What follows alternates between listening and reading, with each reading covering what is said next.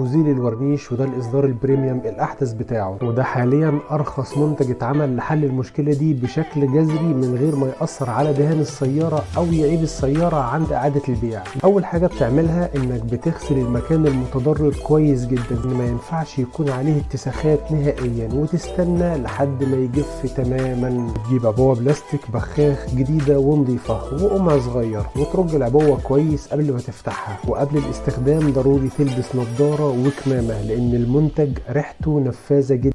ونبدأ الاستخدام. بترش المنتج على المكان المتضرر عندك وتوزع على المكان كله. وهنا أنا بجهز الغطا البلاستيك اللي هغطي بيه المكان المتضرر لما أبدأ أنفذ الطريقة علشان المنتج ما يتبخرش. اللي بعد كده إنك بتشيل المشمع من فوق الجزء المتضرر، وده بيكون الوضع قدامك. وبتجيب أي حاجة بلاستيكية زي كارنيه أو بطاقة أو فيزا، وبمنتهى السهولة ومن غير ما تضغط بتبدأ تشيل طبقة الورنيش المتضررة من على الكبوت. وهتلاحظ ان لون السيارة الاصلي موجود زي ما هو، واللي بيتشال هي طبقة الورنيش المتضررة فقط.